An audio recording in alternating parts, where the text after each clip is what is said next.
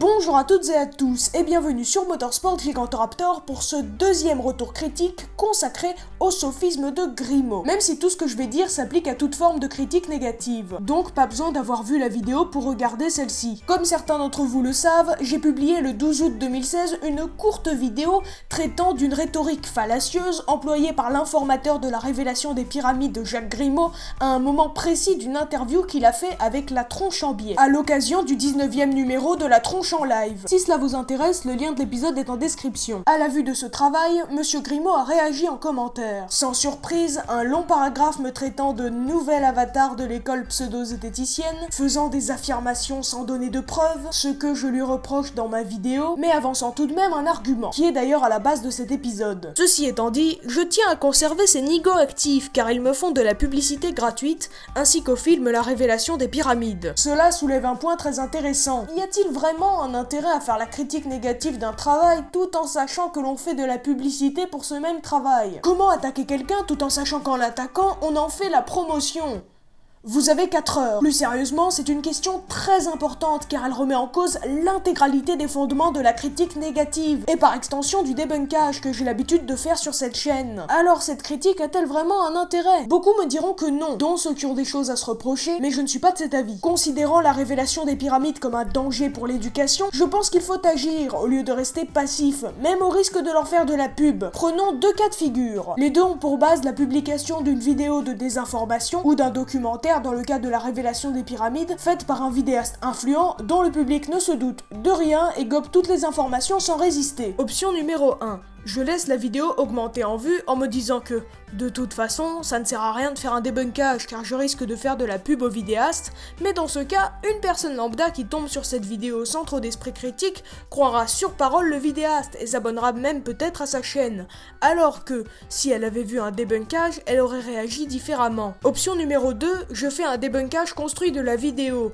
même si je risque les insultes et bien sûr de lui faire de la pub. Cependant, j'ai un avantage décisif. Beaucoup peuvent se désabonner du vidéaste suite au visionnage de ma vidéo. Beaucoup pourront faire remarquer à certains qu'il y a une rhétorique fallacieuse en jeu, et comment la contrer.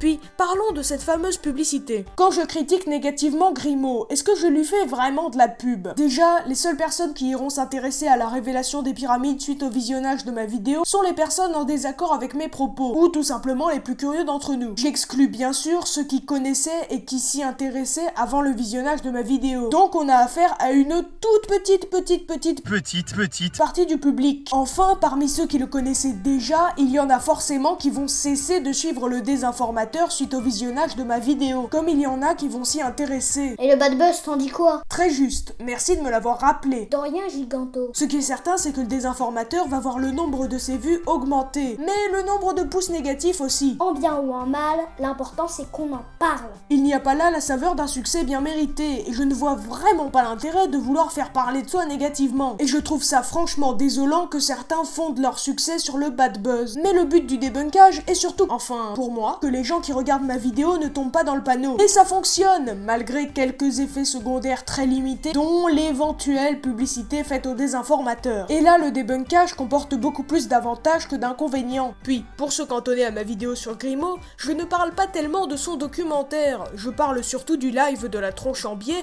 2 heures de souffrance, et d'une de ses interventions sur laquelle je m'attarde dans le but d'isoler le sophisme qui sommeille en elle. Le rat obtenu.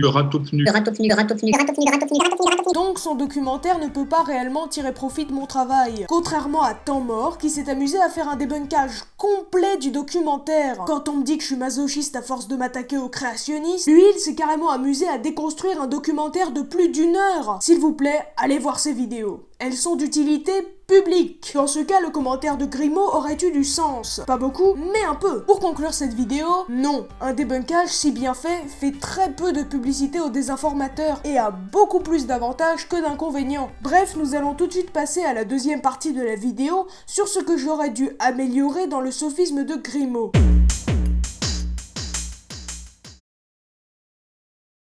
Cette partie s'adresse à ceux ayant déjà vu la vidéo. Dans le cas contraire, je vous invite à aller la regarder dans le but de vous forger une opinion par vous-même. Déjà, comme me l'a fait remarquer Julien, j'aurais peut-être dû définir le terme sophisme. C'est, pour ceux qui ne le savaient pas, un raisonnement fallacieux. Puis, j'ai oublié, et j'en suis sincèrement désolé, de créditer dans la vidéo Gollum Illuminati, qui avait réalisé quelques mois plus tôt le mélange subtil entre le Nyan Cat et le tardigrade. Je vous rassure, il m'avait donné l'autorisation pour l'extrait. J'ai tenté de me rattraper en publiant un statut sur Facebook, mais je considère ça toujours comme un peu insuffisant. Alors voilà, abonnez-vous à sa chaîne, c'est que du bon boulot. Voilà. Avant de nous quitter, je tiens à vous informer que je prépare un très long débunkage, donc il se peut qu'il n'y ait pas beaucoup de vidéos. 2 semaines grand maximum, si j'ai pas trop de devoirs. Sur ce, merci d'avoir regardé, j'espère que ce travail vous aura intéressé. N'hésitez pas à partager la vidéo si vous l'avez appréciée, et à faire des suggestions dans les commentaires.